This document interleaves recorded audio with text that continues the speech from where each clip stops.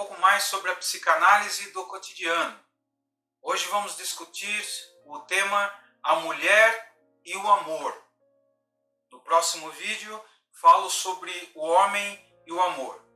O objetivo desse vídeo é falar sobre algumas peculiaridades, algumas diferenças, entre o homem e a mulher dentro dessa área amorosa. É fato, que eles sentem o amor, interagem dentro desse campo amoroso de forma muito distinta. Então nós vamos entender quais as razões biológicas, culturais, psíquicas para essa diferença entre homens e mulheres. Começando, para que possamos entender como é que a mulher sente o amor, como é que ela estrutura a sua vida amorosa, é importante termos em mente que naturalmente ela tem um ímpeto maior, a chamada continuidade. Por quê? Porque a mulher, diferente do homem, ela recebe o sêmen, o esperma do homem, e ela incorpora esse esperma, esse sêmen, dentro do processo de fecundação. Isso significa, que ela não é apenas uma doadora que pode fecundar vários, Ao contrário, ela recebe. E ao receber, ela lentamente entra dentro do processo de gestação. Por isso, vejam, ela recebe o sêmen, ela vai fecundar e vai trabalhar todo aquele processo de maturação do feto dentro do seu corpo. Então percebam que naturalmente ela se apega, naturalmente ela tem um ímpeto maior de continuidade, uma noção propriamente também de interioridade. Isso é um elemento crucial para que ela pense o amor. Aí nós estamos ainda falando do chamado aspecto físico. Entendam, que além desse fator biológico, o fato do bebê ser parte dela faz com que ela tenha também um sentimento de integração maior com o bebê. Por isso, ela recebe o sêmen, ela processa a fecundação, passa pelo período de gestação e a criança sai e vai para os seus braços. Notem aí, que é um processo longo que pressupõe sempre uma integração, pressupõe um apego ao objeto amoroso que está sendo criado dentro dela. Daí então entendermos, que quando a criança nasce, narcisicamente ela está apegada à criança, ela vê a criança como uma parte dela. Então entendam, que esse aspecto fisiológico, esse aspecto que chamamos de biológico, ele é importantíssimo para fazer com que ela também se relacione com a ideia, com o conceito de amor. O conceito de amor na mente feminina é um conceito bem diferente do que acontece na mente masculina.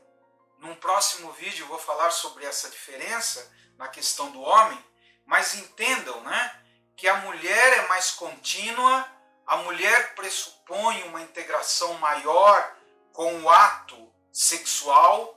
O ato sexual não é só um ato sexual. Na sua mente, pressupõe uma certa continuidade. Aí não só elementos propriamente, chamados de biológicos, mas elementos culturais também pesam muito. Por isso que disse que há o lado biológico, cultural e psíquico. No sentido cultural, a mulher foi doutrinada, a mulher foi ensinada por muitos anos, podemos dizer, séculos, a viver a partir do amor masculino, a viver a partir da maternagem. Por muito tempo, a mulher nem se completava sendo apenas uma parceira sexual. Ela só se completaria dentro da visão mais romântica, da visão vitoriana, quando se tornasse mãe. Então entendam, né, que há todo um resquício histórico, cultural, que faz com que a mulher acredite que ela só pode ser amada quando ela está dentro de um vínculo, né, com um homem e oferece a esse homem um herdeiro. É lógico que isso tudo tem se modificado, mas no sentido cultural, no sentido mais profundo, isso pesa bastante. Isso tem um valor ainda muito grande de como a mulher pensa o amor, de como ela se relaciona com o objeto sexual e amoroso a partir de certos conceitos. Conceitos que foram colocados, impostos, e a mulher veio lentamente, né, a internalizar, a colocar todos esses conceitos como uma parte dela. Então entendam, há um lado biológico, naturalmente ela já é mais predisposta, né, a ter uma continuidade com o ato sexual em si, e também os próprios órgãos da mulher, o próprio corpo da mulher. Vejam que os órgãos sexuais, a parte anatômica da mulher, é normalmente algo que aponta para a interioridade. A vagina não é um órgão, né, exterior, não é algo que aponta para o externo, é algo que aponta para o interno. Daí então entendermos que a cavidade erógena sexual, ela pressupõe uma maior interioridade. A mulher, diferente do homem, que ao gozar, ao chegar ao orgasmo, exterioriza esse orgasmo, né? Mostra visivelmente o orgasmo, a mulher não. A mulher, por causa, né, dessa anatomia mais interna, essa anatomia mais sutil, faz com que o gozo seja também sentido internamente. Vejam aí, é só comparar, né, no sentido do homem e da mulher, as diferenças anatômicas. As partes sexuais, as partes erógenas da mulher, elas têm uma interioridade muito maior do que o homem. O próprio orgasmo feminino ocorre internamente. É algo, né, sutil. Isso até levou com que as pessoas discutissem, né, se a mulher chegava ou não ao orgasmo. Muitos pensadores, né, disseram que a mulher não chegava ao orgasmo, não existe uma coisa como o orgasmo feminino. Simplesmente porque o ato de ter o gozo, de chegar ao ápice, ao orgasmo, é menos evidente no caso da mulher. Pelo menos evidente no sentido de comparação com o homem, aonde existe, né, o sêmen, aonde existe o gozo externo, a ereção, ou seja, tudo aponta, né, para a exterioridade. Tudo vai evidenciar que o homem está no ápice, está chegando ao orgasmo. No caso da mulher, não é isso que ocorre. Ela se resolve, ela sente o prazer de uma forma muito mais sutil. Ela sente o gozo de uma forma mais interna do que propriamente externa. Então notem que essa também já é uma outra diferença importante. Ela apela mais para a continuidade, porque o sexo na sua mente é mais um processo de que um evento estanque, uma coisa isolada, e também a sua anatomia favorece essa visão mais interior, essa ideia de prazer vinculado à interioridade. Por quê? Porque a zona erógena vaginal é uma zona que privilegiadamente está mais pautada na interioridade do que na exterioridade. Vejam que essas diferenças já são diferenças importantíssimas, né? Agora, aí entra outros aspectos culturais, como, por exemplo, a ideia de que a mulher sempre se viu como propriedade do homem. Dentro dessa visão romântica, dentro dessa visão, né, mais antiga, a mulher era uma propriedade do homem e o seu papel era dar prazer ao homem, além de prazer, filhos. Então notem, né, que a sua realização, a sua crença, era uma crença que se baseava mais no gozo do homem, mais em gerar prazer ao homem, de que propriamente em sentir o seu próprio prazer. E ela tem desconstruído isso. É importante vocês entenderem que isso vem se modificando, mas eu estou abordando aqui esses aspectos tradicionais porque eles ainda são fortes dentro do consultório.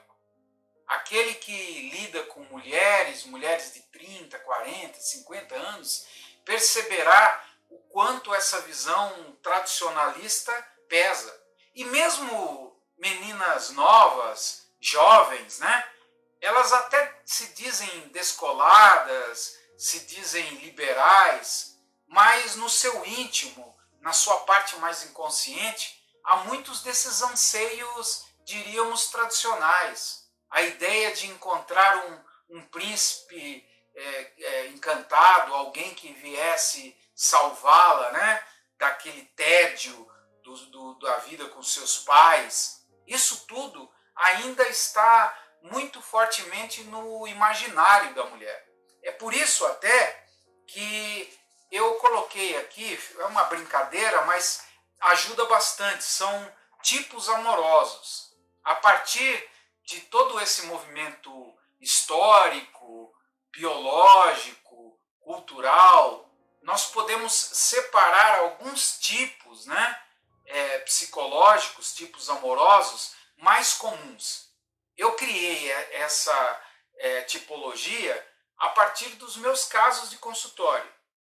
Eu criei aqui 4 tipos específicos, né, amorosos. Talvez ajude didaticamente a entendermos as estratégias que as mulheres usam, né, baseada na modernidade e também na visão tradicionalista. Existe aquele tipo amoroso que eu chamo de a princesa. Então tem o tipo princesa. O que é a mulher princesa? O tipo princesa é o tipo de mulher idealizadora. É aquela que acredita que o homem certo lhe aparecerá na hora certa. É aquela donzela que está esperando o Salvador aparecer para salvá-la do terrível dragão. Né? Então, essa mulher pode ser pensada como a princesa. É lógico que esse tipo amoroso está mais pautado na tradição, está mais vinculado ao antigo, ao conservador. Agora, existem outros tipos. O segundo tipo é a feiticeira. Então, nós temos a princesa, a feiticeira. O que é o tipo a feiticeira? É o tipo de mulher que acredita que tem poderes mágicos de sedução. Normalmente essas mulheres usam o sexo como arma. É comum se envolverem com homens casados. Então essas mulheres são chamadas de afeiticeiras, porque são sedutoras. Usam a sexualidade como uma arma. No fundo, são pessoas também carentes, desesperadas, estão muito próximas ao tipo da princesa em alguns aspectos, mas podemos dizer que na tipificação geral, elas são mais seguras, mais sedutoras, têm uma autoconfiança, né, maior, que faz com que usem até a sexualidade como um recurso, como uma arma de manipulação, de controle. Aí temos o terceiro tipo, a mulher dragão. A mulher dragão? Isso, a mulher dragão. Que tipo de mulher é esta? Se refere ao tipo de mulher que quer encantar pela sua bondade e dedicação. seu parceiro através da solicitude. Ela é tão boa, ela está tão disposta, que acaba por devorar, comer, né, o seu parceiro. Ele não consegue deixá-la, ele não consegue pensar em sua vida fora daquele tipo de relação. Por quê? Porque é uma mulher tão solícita, né, que de fato não pode ser substituída. Essa é a mulher dragão, a devoradora. E, por último, a mulher guerreira. Aí o tipo da guerreira. Eu já falei de 3, ou seja, a princesa, a feiticeira, a mulher dragão e agora a guerreira. Esta sempre está armada para a batalha. É uma especialista em estratégias amorosas. Esse tipo de mulher compete por competir. Ao invés de um único parceiro, busca incessantemente uma nova vítima amorosa sempre. Ou seja, ela é guerreira porque ela ama mais a guerra do que a paz. Ela não quer, na verdade, vínculos muito duradouros. A guerreira quer mais um troféu de que um parceiro. O importante é ela abater as suas vítimas, né? De uma certa forma vulgar, as pessoas chamam até de pegadora. É o tipo guerreira. Então vejam, né, que esses são os tipos amorosos que podem ser pensados como as estratégias mais comuns, a maneira que as mulheres usam, né, para se relacionar, para controlar o objeto amoroso. Mas talvez você esteja se perguntando, eu tenho um pouco de cada uma dessas mulheres. Qual seria o ideal? O ideal, poderíamos dizer que é a mistura. Nós podemos pensar na mulher, né, equilibrada, na pessoa normal, tendo um pouco da princesa, um pouco da feiticeira, um pouco da mulher dragão, da guerreira. Então é importante ter em mente que o mal está em uma única tipificação. O mal está em usar uma única maneira, uma única máscara para se afastar da ansiedade, para fugir do medo. Então entendam, né, que essas tipificações que eu ofereci, elas não têm um peso só negativo, pejorativo. Ao contrário, né, você que é mulher, você que quer se dar bem dentro das relações amorosas, você vai ter que desenvolver um pouco dessas características. Você não pode ser só aquele tipo, né, mais tradicional ainda, a santa, aquela que fica no altar para ser adorada. A santa é muito chata, é aquela que vai sempre levar a uma inadequação com o tempo.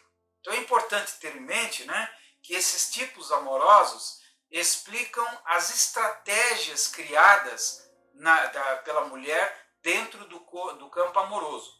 No vídeo seguinte, vou falar sobre o homem e o amor. E vocês vão perceber também que os homens têm seus tipos amorosos.